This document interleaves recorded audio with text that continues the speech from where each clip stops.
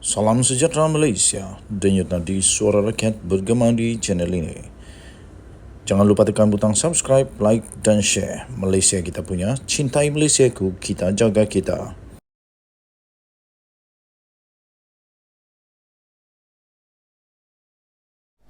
Salam sejahtera Malaysia, denyut nadi suara rakyat bergema di channel ini.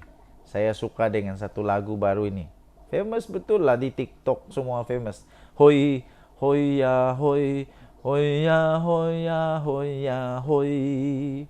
Hoi, hoi ya hoi. Macam pernah dengar lah. Kalau saya tidak silap itu lagu Tan Sri P. Ramlee, Allahyarham Tan Sri P. Ramlee. Kalau betul kata ya betul. Kalau tidak tolong beritahu. Itu lagu siapa? Pertama saya pun heran juga. Kenapa lagu itu tiba-tiba famous? Apa kena mengena dengan parti-parti sekarang ini? Apa kena mengena dengan pilihan raya sekarang ini?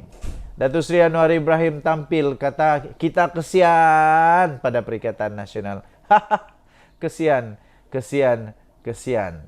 Tapi kita nak tahu kenapa Datuk Seri Anwar Ibrahim kesian kepada Perikatan Nasional. Apa yang kesiannya? Pengerusi Pakatan Harapan PH Datuk Seri Anwar Ibrahim secara berseluruh menyatakan beliau kesian dengan Perikatan Nasional, terutamanya PAS. Kesian mereka. Menurutnya hanya dua pemimpin dalam negara ini yang pernah melabel parti itu sebagai parti ajaran sesat dan parti kafir. Kesian, kesian. Inilah dia. Dua individu itu ialah pengerusi Perikatan Nasional, yaitu pertama Tan Sri Mahyadin Yassin dan bekas Perdana Menteri Tun Dr. Mahathir Mohamad. Namun kini kedua-dua pemimpin itu disanjung PAS. Saya ulang lagi, menurut Anwar, dua pemimpin sahaja pernah melabel PAS ini parti ajaran sesat dan parti kafir. Nombor satu, Tan Sri Mahyadin Yassin, bekas Perdana Menteri juga. Kedua, bekas Perdana Menteri juga, Mahathir Mohamad.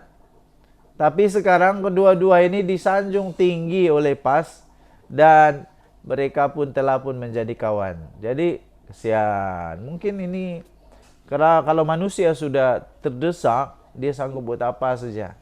Musuh boleh jadi kawan, kawan boleh jadi musuh.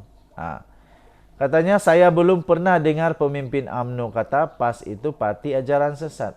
Siapa yang sebut? Muhyiddin.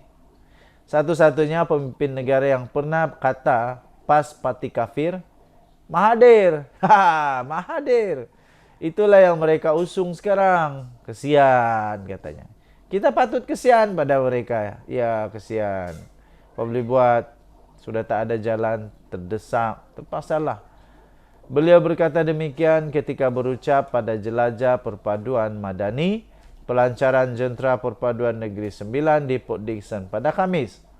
Turut hadir adalah Timbalan Perdana Menteri, iaitu Datuk Seri Dr. Ahmad Zahid Hamidi dan pimpinan kerajaan perpaduan yang lain.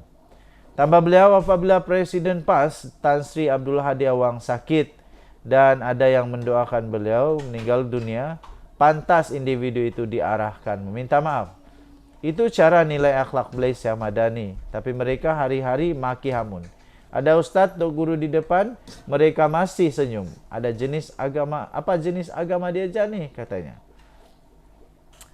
Kita dalam agama mesti memuliakan orang. Berbeza warna kulit, budaya itu bukan menghina. Tapi untuk kita hargai satu sama lain. Tegasnya. Denyut nadi suara rakyat bergema di channel ini, saya turut kesian dengan Perikatan Nasional, kesian dengan ya kesianlah terutamanya PAS. Kita jumpa lagi. Salam sejahtera Malaysia. Bye bye. Salam sejahtera Malaysia, denyut nadi suara rakyat bergema di channel ini. Memang satu Malaysia sekarang mau tahu dari mana duit bersatu untuk dana pilihan raya. Akhirnya Muhyiddin tampil dan mengaku tentang dana kempen Perikatan Nasional. Yang kita tahu setakat ini, Datuk Seri Anwar Ibrahim mendedahkan sampai Datuk Seri Anwar Ibrahim sanggup kalau ada orang berani untuk menyaman dia, samanlah, kata Anwar Ibrahim.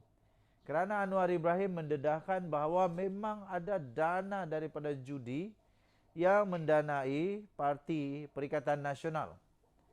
Tiba-tiba muncul Muhyiddin Yassin seolah-olah membuat lebih banyak lagi persoalan timbul di benak kepala otak.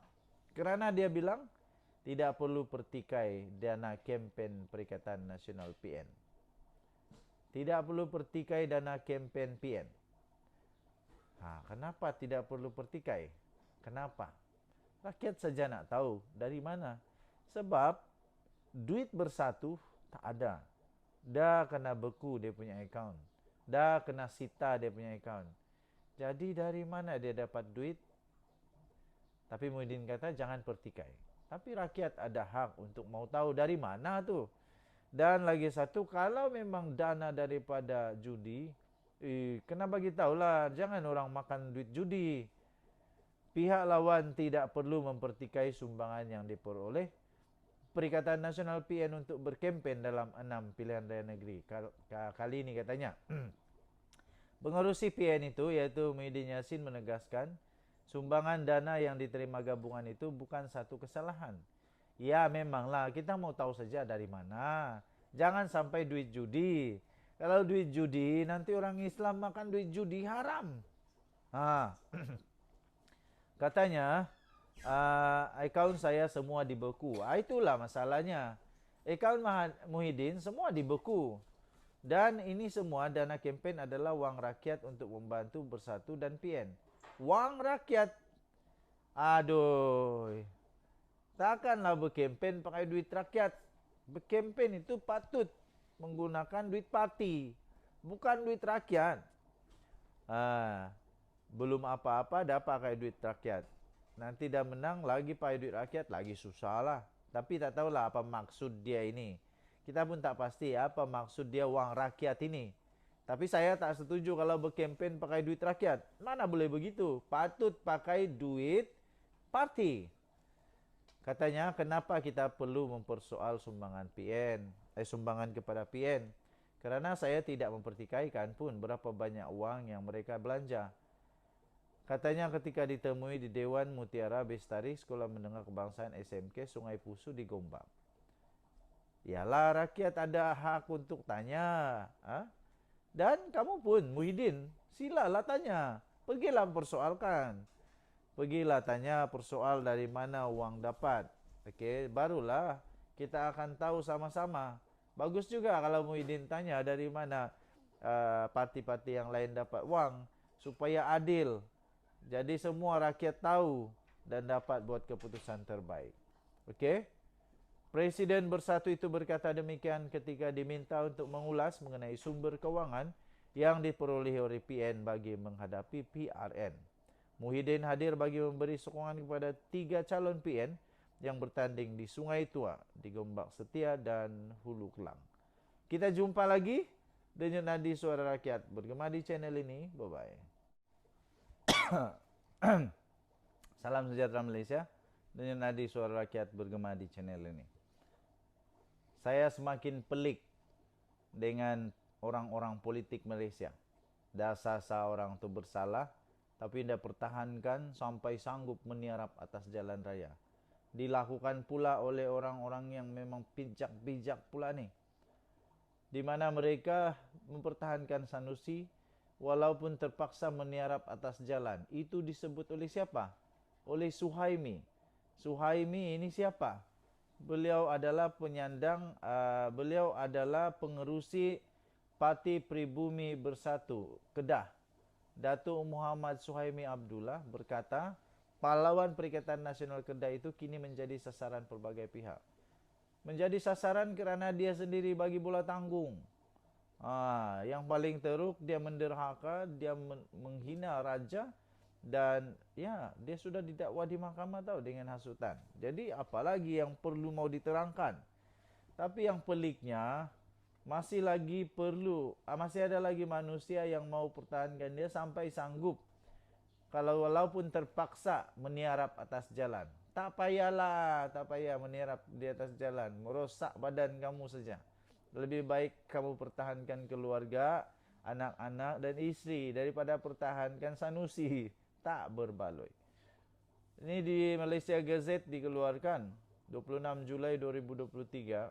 Pertahankan Sanusi walaupun terpaksa meniarap atas jalan, kata Suhaimi. Wah, cubalah kamu pergilah meniarap atas jalan. Aku nak tengok pula.